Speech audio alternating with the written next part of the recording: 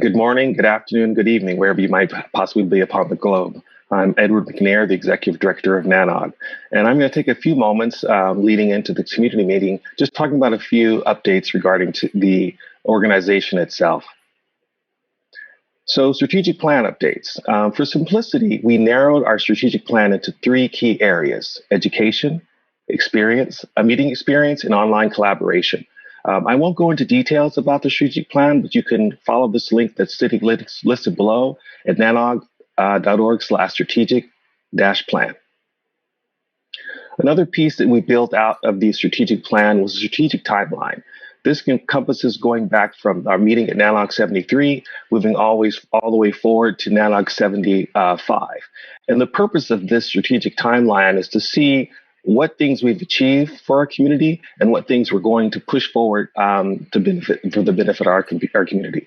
So when you get a moment, take a time, follow the URL, and take a look at our strategic timeline and also our strategic plan. We're always like to hear your comments, so you can reach us easily. So on the top of our screen, there's go to our website. On the top of the screen, there's a feedback button. All those things come to NANOG staff, and I do read all of them. So if you have any comments, criticisms, fire away. We're here to serve. And speaking of serving, I'd really like to take a moment and honor and kind of pay tribute to the NANOG staff. We're a small team. Counting myself, there's I would say 6.5 because our accountant Claudia serves with us half-time. But I've tasked these folks with delivering the best meeting experience that's possible within the industry. And I'd like to give a special acknowledgement to Claudia Bristol, Lee Brooks, Day Harvey, Brandy Herrera, and Sean Winstead, and especially Valerie Whitcop, who is the person who helps manages the program committee and puts this event together for all of you. This team works tirelessly, long hours, to make sure that we can deliver a quality experience for our community. And again, if you get a chance, send them a little email, thank them for the service that they do to this organization because they work very, very hard. Our 2020 annual report will be coming out soon. We should be seeing that in the next couple of months. The staff is pulling this all together just to give a kind of a linear record of what we have accomplished and what we did over the course of 2020. And then finally for me, we'll be doing polls at the end of the session. If you're interested in participating in these polls, these are live polls. So you can go to this URL, pollev.com/nanog, or you can join by text by texting 22333. And then also there's a mobile app that you can download as well. So we're going to bring the screen back up again right before we start the polling. But other than that, enjoy the rest of the presentations as I hand things off to Steve Feldman. Thank you, Edward. Next slide, please.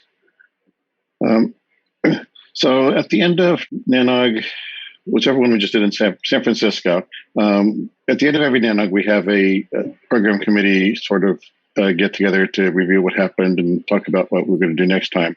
Okay. And we decided that sometime in 2020, we should have an actual retreat like the board does, where we all get together for a couple of days and go over our own strategic plans. So we cleverly plan to do that probably in Boston summer, or maybe if I did work in Seattle. And of course, things changed and we didn't get to meet in person. So in December, we ended up having a virtual retreat where we all got together in a couple of long Zoom meetings and went over our own strategic plan. There were two sessions, one in December, one in January. We talked about a bunch of things. So next slide. So the first day was talking about the PC structure. Various aspects of that are, one of the big things actually is how to onboard new members to the program committee. Some of you hopefully will be joining the program committee next week.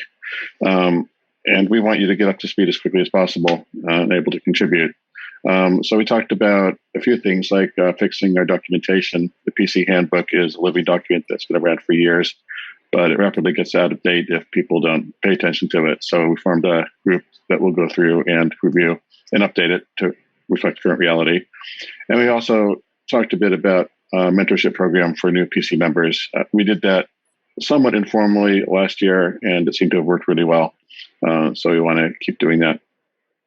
We talked about the PC leadership, whether the current roles of chair, vice chair, and secretary are the right ones, and documenting better what the responsibilities of each role is. We talked about the program committee subcommittees.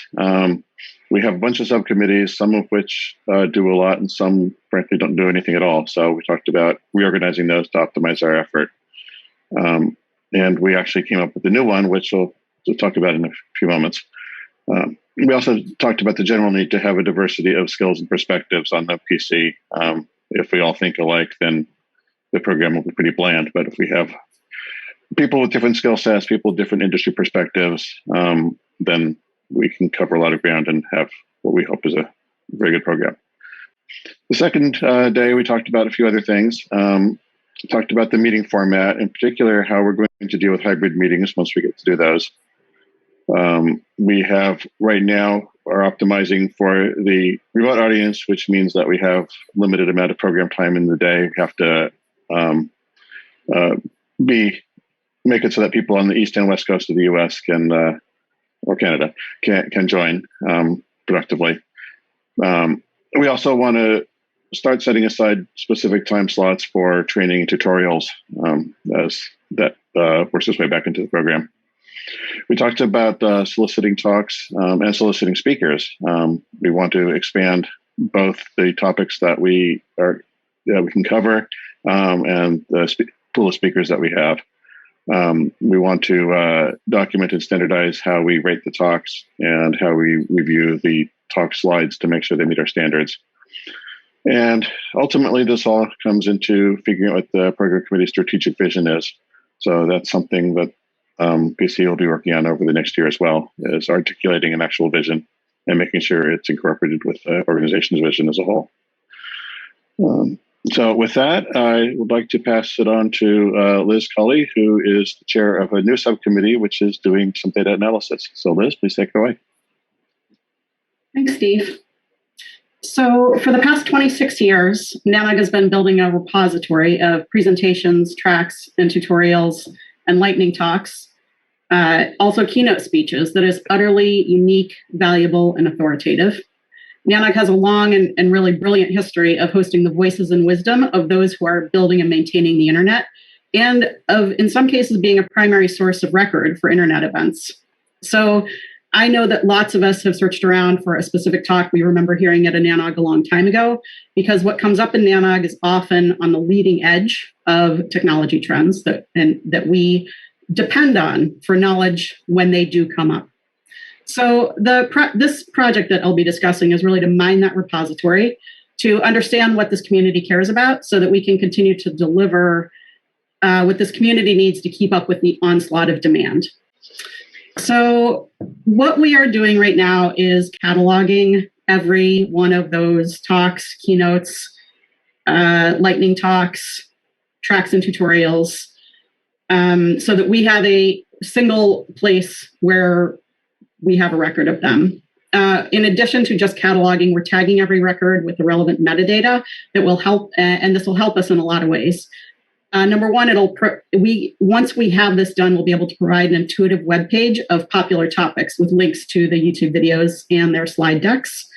And we'll be able to provide data to potential speakers on the history of any subject that has already been discussed, including, say, which topics are being asked for most often in the survey comments, which topics are being viewed most often on YouTube, and a list of presentations on any topic, including links to the YouTube video and the deck. So we can use the survey data and YouTube view counts to forecast which topics will be popular for soliciting talks. We'll be able to create dynamic introductions, and I hope that you have enjoyed the ones that you've heard here at this NANOG already, for each speaker with relevant history of their previous talks at NANOG. And really, having this knowledge of our past is a great way to plan for the path forward. Here is the proof of concept of what we're talking about here. We took the last 5 years, we took every talk, presentation, and tagged it, and here's what we came up with. And as you look at this graph, over to the left-hand side here in the orange is how many times this topic, so we're talking about automation, general engineering education, SDN, ISP, cloud, Jeff Houston came up a lot. How many times this topic was requested on the surveys? And so those are the ones that were requested more often are here on the left. And then here on the right, the ones in blue are more how many times we have accepted these presentations, how many times they have gone live at NANOG. So we have things like DNS, BGP, and DDoS. So for example, here on the right-hand side, we have had 44 talks on DNS, and 8 times DNS has been requested on the surveys. And here on the left, we've had 40 requests on the surveys for automation, and only 26 times have we presented talks on automation. And then what we've done down here is cross-reference those references to how many times talks on these subjects have been viewed on YouTube. So if we look at, say, for example, this DNS, where we've had 44 talks, here there have been 27,000. Those 44 talks have had 27,000 views on YouTube. And if we look at something like automation here, where we've only had 26 actual presentations on automation, but those presentations have gotten on the order of 70,000 hits on YouTube. And this is important. When we look at, for people who are trying to decide what they want to do a talk on, and the idea here is that we want to have as many people be able to take advantage of this amazing platform as possible. The problem is a lot of people would say, yes, I am an expert in this thing. I'm an expert in DNS. I'm an expert in RPKI. I'm an expert in segment routing. How can I say anything about any of these subjects? Because the job that I do is 100% proprietary. I would never be able to say anything about any of these subjects because I can't tell people what I do during my day job. And we understand that. And I think the idea here is that we would encourage people to say, take a look at these things, understand how often they're requested, how often we give presentations on them, and how much interest they're getting on YouTube, and say, even just to do a 101 type introductory class on this subject would be a great way to get your feet wet with NANOG. That you can come and speak to us on the NANOG stage on any one of these topics, which really will be wildly popular. You'll get thousands of hits on YouTube, even after you have, for years after you have done your presentation, and be contributing back to the community. And any one of these topics, it'll be popular. And you don't have to give away anything that's proprietary about your company if you just take it at the very base level and present to us in kind of an educational way. So we really do encourage that. So just for some further information about the proof of concept of the past 5 years, if we take it as representative, what we understand is that 66% of the presentations that we give at NANOG were on the top 20 subjects. There were 115 categories, both in the presentations that we've been given and that were requested on the surveys, and they matched up amazingly well. As of December 2020, the past 5 years of talks had gotten around 1 million views on YouTube, with a total view count growing around 4% per month. If we watched all of the talks and presentations that had been given at NANOG every day for 8 hours a day, it would take almost 8 weeks to get through them. There was an amazing volume of information out there. It was a total of 550 presentations, 357 individual speakers from 218 organizations, and 90% of our speakers only present 1 or 2 times. So the top 20 speakers, which is anyone who presented 3 or more times in 5 years, gave 131 presentations, or 24% of all NANOG talks.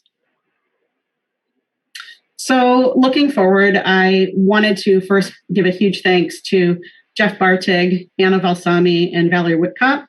They took this project from what was really just a 5-year proof of concept into reality, that we should be able to gather this information for every talk that we have information on in NANOG's history. And especially thanks to the program committee for creating this new subcommittee that we have called data analysis, where this work is really being, has a lot of attention and is being nurtured. And I really thank the program committee for providing the room and the sunlight that this project needs to keep moving forward.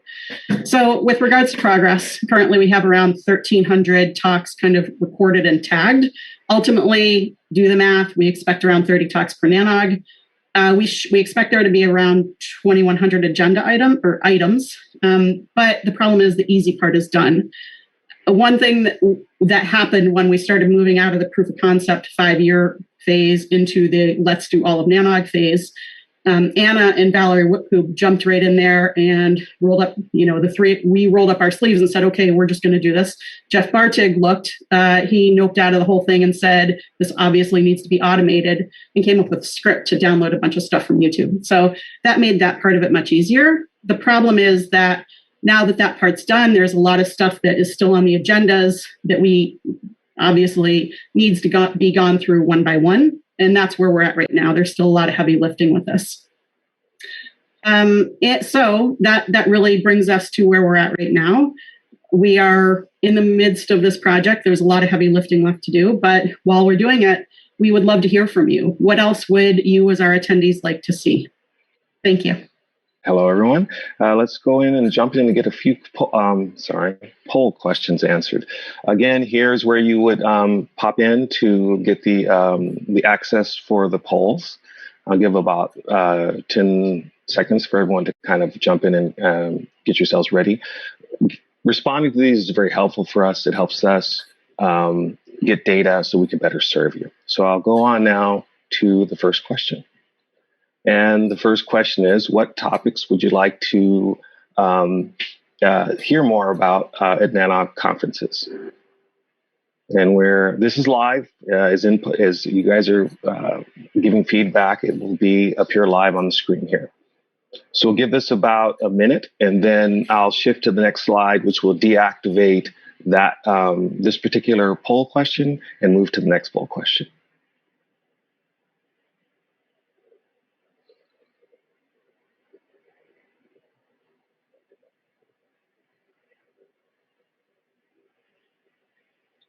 So currently we have 7 responses, so please jump in and give more.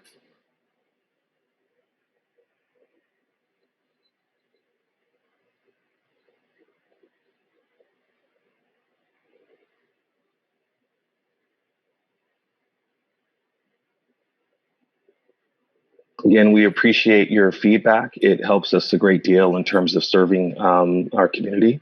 And even beyond this, as I mentioned before earlier, at the NANOG website, there's a button in the upper right-hand corner that says feedback. You can pop in there, ask any question. You can also go to our contact page where you can send a correspondence specifically to the board, to myself, or to other departments within NANOG.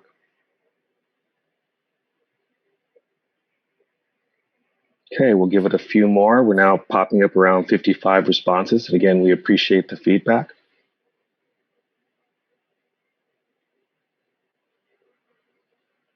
Without this kind of feedback, we can't serve your needs. So the vocal ones, we hear you.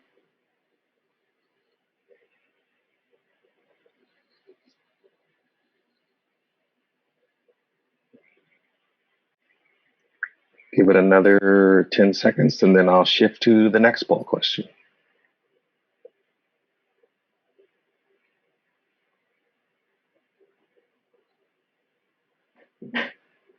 They're still rolling in.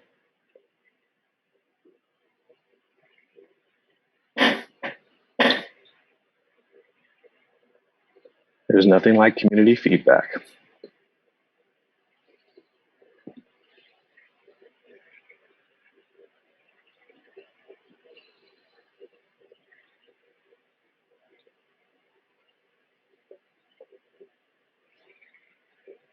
Okay, I'm going to close this one down and move on to our next question. Wow, they're still rolling in. That's great.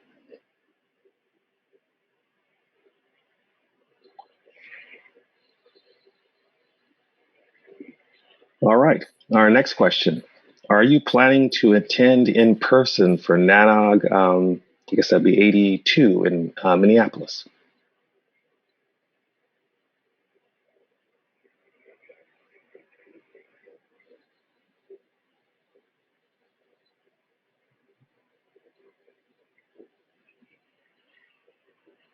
Again, we use this data in order for us to get a clear feedback on what our community is thinking.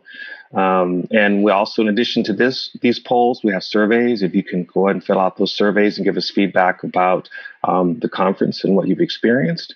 What this really helps us understand is what is the will and thought of our community. The more voices we hear, the more accurate picture we get and understanding of what you're looking for us in terms of managing and running the organization.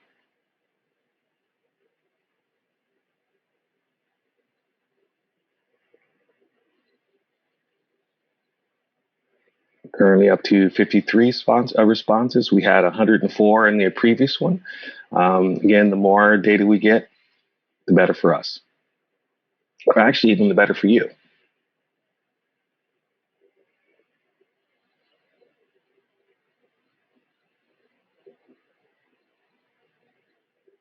Okay, I'm going to give this another 20 seconds, and then we'll move on to the next poll question.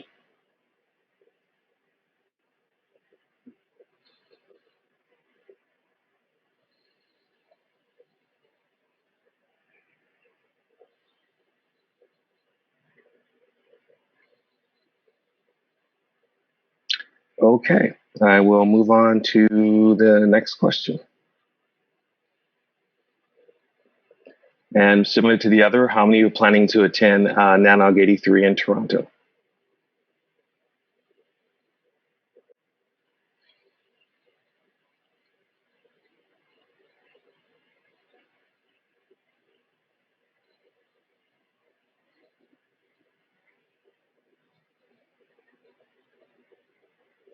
Our community is important to us, and we're going to get into more questions. We'll kind of get a little more granular data, an understanding of what your needs are, what your concerns are. And again, if none of the questions we're asking here kind of fit the things that you would like to know more information about, as again, please hit the feedback button on our site, and we'll definitely respond to all of them. Okay, I will then move on to the next question. What will determine whether you attend a future in-person NANOG conference?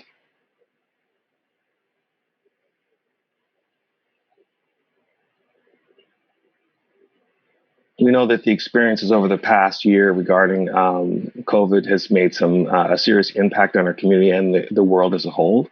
And again, we're trying to get feedback to help us understand more and more the needs of our community and how to serve them.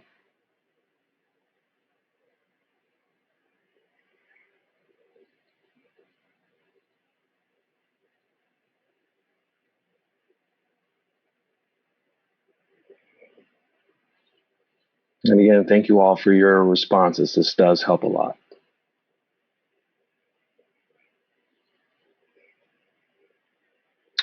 Okay, we'll give this another 10 seconds, and then I will move on to the next questions. 2 more, and then we'll be finished with this section.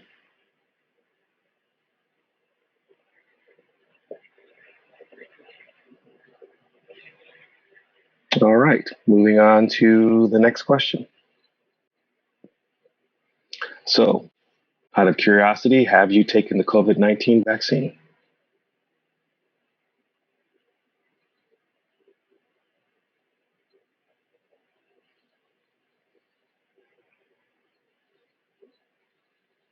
Considering the state of the rollout, this is not surprising, but we need to ask.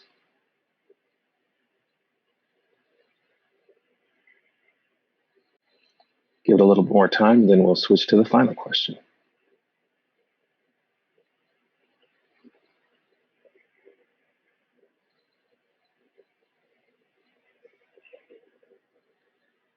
Okay, so moving on to our last and final survey question.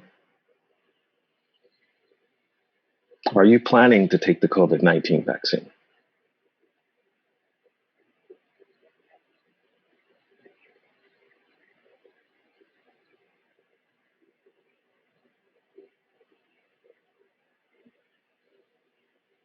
All of your feedback is anonymous, and again, we thank you for sharing your thoughts.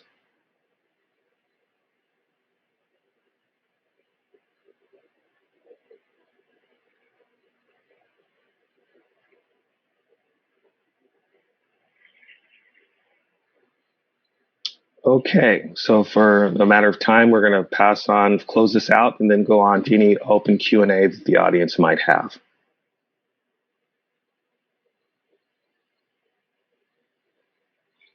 Thank you.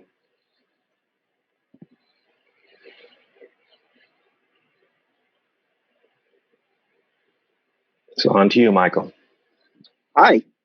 Great, Edward. Pardon me there. For those of you watching, I am currently monitoring the Q&A section tab of your chat. Depending on how you have your window set up, it's either on the bottom or the right or the left. And we'll give that a couple minutes here, and we'll wait for some questions to come in from folks. And I don't have any yet.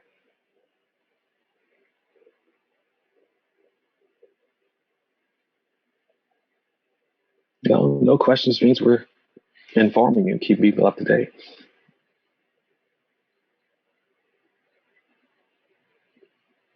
While we're waiting for questions, I want to thank everybody for answering the poll question on topics. That was very useful information, and we'll try to have many talks on Jeff Houston in the future. We do have one comment. It's not a question.